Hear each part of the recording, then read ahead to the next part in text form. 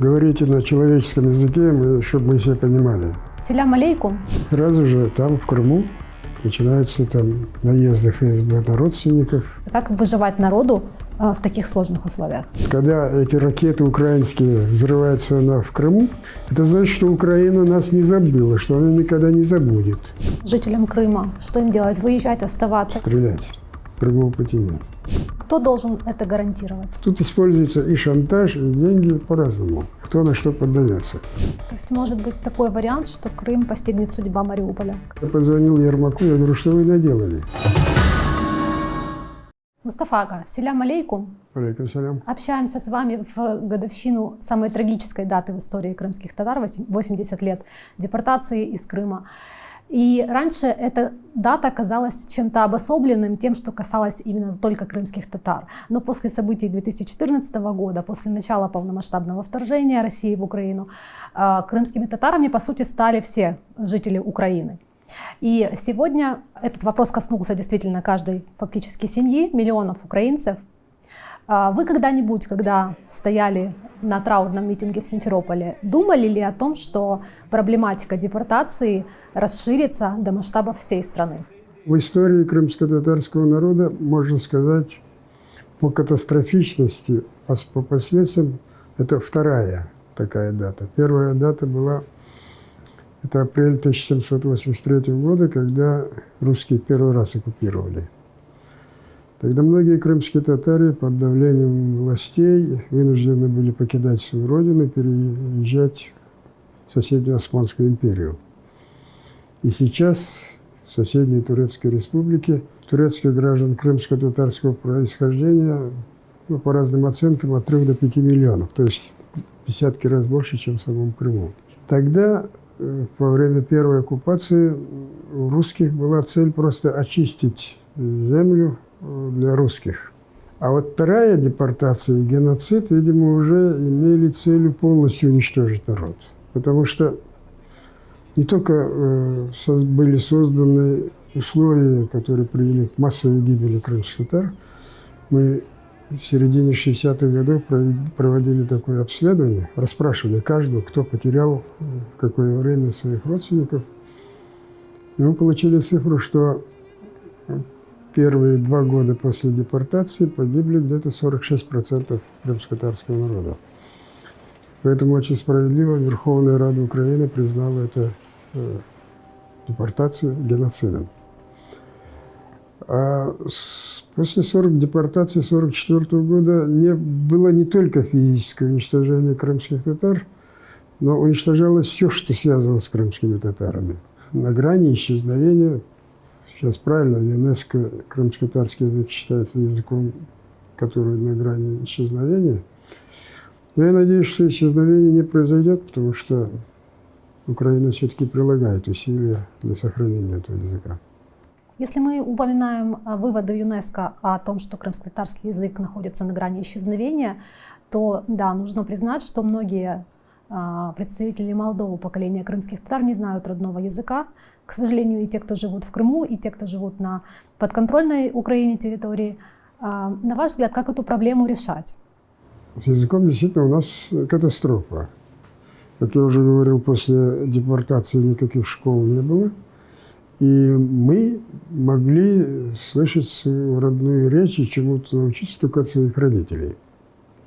Вот мое поколение, я-то успел еще родиться в Крыму, мои родители, конечно, всегда говорили дома на родном языке. И даже помню, отец нам запрещал говорить дома на русском языке. Хотя мы ходили в школу, предметы на русском языке, когда мы с тобой, с детьми друг с другом общались на русском. Он строго так говорил: говорите на человеческом языке, чтобы мы все понимали. Нечего тут там. А вот следующее поколение после нас, это же дети, которые родились в местах депортации. Уровень знания своего родного языка, ниже кухонного. И они уже своим детям не могли дать знание родного языка. Поэтому, по разным оценкам, знающих более-менее свой язык, число крымских татар где-то около 20%. Остальные так с грехом пополам, а некоторые вообще ничего не знают. Плохо говорят совсем. Вы видите в этой проблематике параллели с Украиной, что сейчас происходит? После широкомасштабного вторжения очень многие украинцы покинули, многие миллионы. Это, конечно, катастрофа. И я очень опасаюсь, что многие из них не вернутся, особенно те, которые попали в благополучные страны. То же самое происходит, собственно говоря, и с крымскими татарами. Если, скажем, до широкомасштабного вторжения из Крыма выезжающие крымские татары приезжали 99% в материковую часть Украины, то после вторжения уже границы перекрылись, и уже они разными путями через Грузию, через Казахстан, Балтийские страны уезжают в другие страны. В материковую часть Украины попасть не могут. И сейчас таких крымских татар около 50 тысяч за пределами Крыма. Может быть, арифметически эта цифра не очень большая, но это где-то четверть народа. Украина тоже очень много своих носителей своего языка теряет, и особенно тревожно за детей этих людей, которые будут жить за границей. Полномасштабное вторжение России в Украину активизировало вопросы языка. Какова ваша позиция в этой теме? Считаете ли вы русский язык угрозой для крымско-татарского или украинского и других языков? Угроза для крымско-татарского народа и для Украины не только язык, но и все русское. Мы же знаем политику России, в частности языка, все было сводилось, политика была на русификацию. Что в отношении украинцев, что в отношении крымских татар. Украинцев не депортировали, они не оказались в таком положении, как крымские татары, поэтому удар по крымским татарам оказался впоследствии более тяжелый, чем в целом политика по Украине. Но то, что делает сейчас государство в области углубленного изучения украинского языка, везде создается украинская среда, это очень положительно. Мы это, конечно, приветствуем. Вы могли бы рассказать о своем личном опыте сохранения идентичности в условиях депортации? Как вы поняли, кто вы такой? Вашу семью депортировали из Крыма, когда вы были еще совсем маленьким. Как вы поняли, что вы крымский татарин? Как вы поняли, что ваш язык родной крымско-татарский? Формирование мировоззрения крымских татар в основном происходило в семье. И поэтому вот эта вот советская пропаганда не очень действовала на крымских татар. Когда по громкоговорителю сказали, что умер великий вождь всех времен и народов, мой отец сказал: подох наконец собака. С этим настроением я пришел в школу, а там вселенский плач. И преподаватели, и дети. Поскольку мы вся большая семья жили в одной комнате, так спали в ряд, серьезные разговоры родители обычно вели после того, как мы засыпаем. А если не засыпаем, я помню, когда они начинали говорить что-то явно антисоветское, мать толкала отца: слушай, тише там, дети. Не потому, что мы, как Павлики Морозовы, пойдем доносить. Но дети, есть дети, они там на улице кому-то что-то скажут. И я тогда хитрил. Я притворялся спящим, и все. Вот мне было очень интересно, о чем они разговаривают. То есть, по сути, вашему становлению способствовали эти честные разговоры в семье? Да, конечно. Ну вот я помню разговор отца, он как-то говорит: сынок, сейчас такое время, мы, как родители, не можем говорить детям, что они должны делать. Вот тебе будет 14 лет, тебе обязательно тебе надо будет вступать в комсомол. Но если бы ты каким-то путем смог бы не поступить в комсомол, я бы был очень рад. Я, конечно, чтобы обрадовать своего отца, я так и не вступил в комсомол. Как вы считаете, сегодня родители должны говорить детям, что происходит? Ну, я имею в виду войну и аннексию Крыма, и вообще все, что происходит вокруг нас. Должны ли они говорить своим детям правду с детства? Или нужно ограждать? Я думаю, сейчас наши соотечественники так и делают. Во всяком случае, в домах ведется разговор. Поэтому, когда говорят, вот такая оглушающая российская пропаганда, вот мы теряем поколение, что советская пропаганда 70 лет нас обрабатывала. Достаточно было 2-3 лет перестройки, когда все открыто начали публиковать, и вся эта их пропаганда выдалась. Я думаю, то же самое произойдет и после деоккупации. Я насчет этого больших опасений не вижу. Так все-таки нужно детям рассказывать Обязательно. правду о том, что происходит? Обязательно нужно рассказывать, хотя это, конечно, связано с рисками. Вы как дедушка общаетесь со своей внучкой на тему войны, на тему аннексии, на тему того, почему она не растет в Крыму, а растет в Киеве? Я успел своих внучек последним самолетом отправить в Стамбул. И ежедневно с ними разговариваю. У меня внучка, когда вернемся в Украину, у нее там флаг крымско-татарский, украинский. Ну, родители хорошо работают с детьми, поэтому... Хотя она сейчас ходит там в детский садик турецкий, но тем не менее Украина. А как вы с ней разговариваете на эту тему? Все время у нее в руках вот этот телефон, мультики смотрит, по-русски говорит, а мы отвечаем на крымско-татарском. Иногда забываешь, отвечаешь так же, как по-русски. Она мне в ответ: дедушка, ты как Путин разговариваешь на меня. Сама понимает, что это неправильно.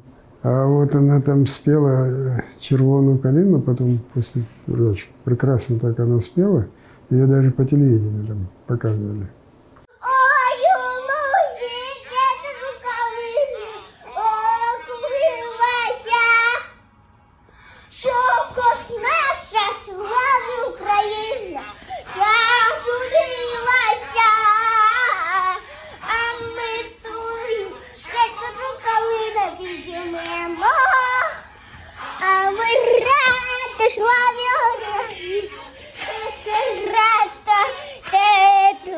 В условиях российской аннексии Крыма история повторилась, и теперь уже крымским татарам и другим жителям Крыма грозит такая же депортация, но только тихая, то есть когда это депортацией не называется, но людям создаются такие условия, что они вынуждены покидать свою землю.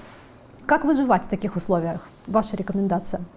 Во время так называемой мобилизации в сентябре 2022 года мы обратили внимание на то, что нам в руки попал список подлежащих призыву в армию Российской Федерации.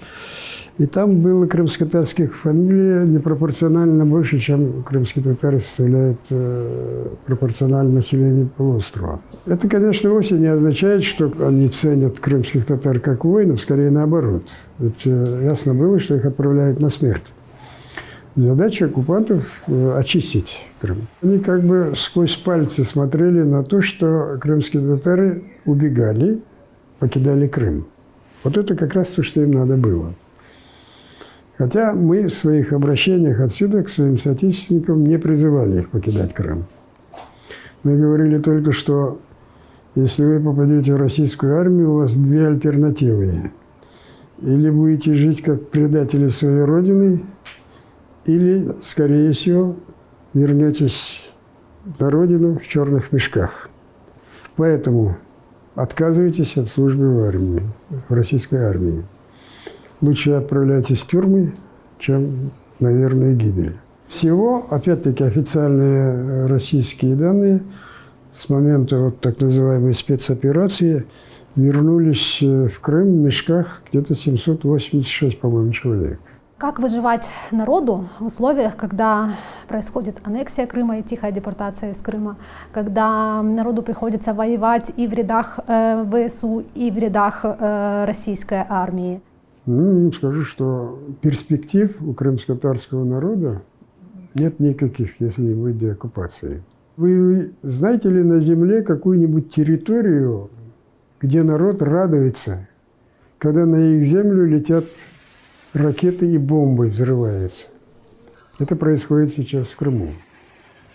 Потому что люди понимают, что вот когда эти ракеты украинские взрываются в Крыму, это значит, что Украина нас не забыла, что она никогда не забудет. И что никаких перемовин с оккупантом за счет Крыма или других оккупированных территорий не будет. И люди прекрасно понимают, что если не будет освобождения, просто у них нет будущего. Ваши рекомендации, возможно, жителям Крыма? Что им делать? Выезжать, оставаться? Если оставаться, то как сохранить себя, как сохранить идентичность?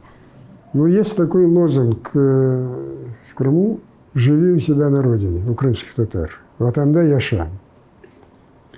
Но я в качестве комментария им говорил: это хороший лозунг, но жить можно по-разному. По-холопски, склоняясь перед оккупантами. Но есть другой путь, сохраняя свое человеческое национальное достоинство. Это опаснее, но вот этот второй путь самый правильный.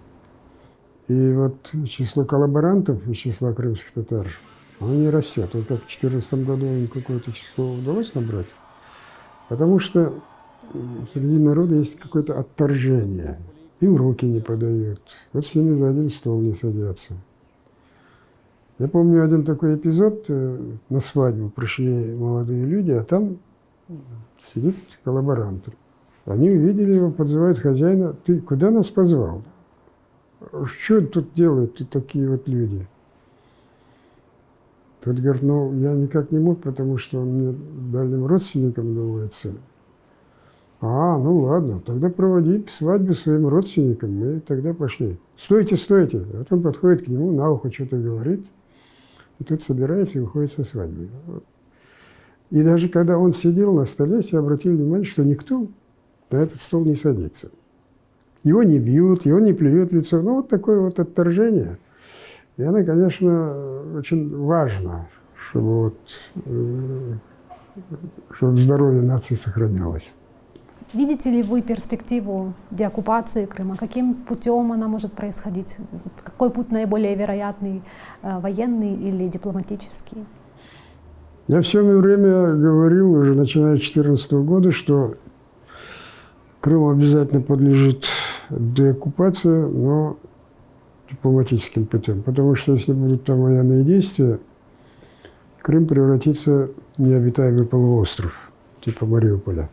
И даже вот когда широкомасштабное вторжение, через, по-моему, неделю начались переговоры российско-украинские, заключительный документ был такой: каждая сторона писала свои хотелки. Мы писали о том, что наши условия прекращения войны, что русские отходят к границам до 24 февраля 2022 года, а вопрос о статусе Крыма и Донбасса начинаем переговорный процесс. И в течение этого переговорного процесса Украина берет на себя обязанность не применять силу для освобождения этих территорий. И когда вот это вот все зачитывали, сказали 15 лет для переговоров, больше всего наезжали родственники мои. Моя сестренка так прямо говорит: ты кто из себя возомнил, что ты за нас решаешь еще 15 лет? Я позвонил Ермаку, я говорю: что вы наделали? Я за последние 30 лет таких резких слов в свой адрес не слышал. Что эти за 15 лет? А он смеется и говорит: успокойтесь, они и это не примут. То есть сейчас может быть речь только о военном освобождении. Но я думаю, что когда мы подойдем к кордону между Крымом и материковой частью Украины, мы еще раз предложим переговоры. Но уже будут переговоры о том, чтобы они покинули Крым без потерь, без войны, без военных действий. А другого пути просто нет. Если откажутся? Стрелять. Другого пути нет. То есть может быть такой вариант, что Крым постигнет судьба Мариуполя, как вы сказали? Я не думаю до такой степени. Но, знаете, я уже и с Будановым говорил о том, что когда украинские войска подойдут к кордону с Крымом, они будут приятно удивлены. Там крымские татары серьезно готовятся к этому. Правда, они не обучены, оружие у них там мало у кого есть, но будет значительная поддержка. После возможной деоккупации, что необходимо в первую очередь для восстановления справедливости? Конечно, нужно будет сразу иллюстрацию проводить. Мы уже готовим списки, но уже только по открытым источникам. Все их они должны быть немедленно нейтрализованы. Не обязательно расстреляны, но должны быть изолированы. Все вот эти коллаборанты. В соответствии с украинскими законами незаконный переход границы, там уголовный кодекс. Поэтому около 1 миллиона переехавших в Крым после оккупации российских граждан должны покинуть. Сегодня очень сложно прогнозировать, чем может закончиться полномасштабное вторжение России в Украину, каким будет формат мира. Но вопрос, к чему готовиться следующим поколениям в Украине и в частности в Крыму? Но очень многое зависит, конечно, чем закончится война. Поэтому, конечно, нужно очень говорить о послевоенной системе безопасности. Обязательно необходимо, конечно, добиться нам вступления в НАТО. Без этого никак мы гарантировать свою безопасность не можем. Но самый лучший, конечно, сценарий, когда будет российская армия разгромлена, путинский режим капитулирует, будет судебный процесс над ними. Тогда уже можно будет на многие годы гарантировать мир в Европе. Мустафа Ага, Саг Олмс, благодарю вас за это интервью. Надеюсь, что мы сможем с вами встретиться в Бахчисарае.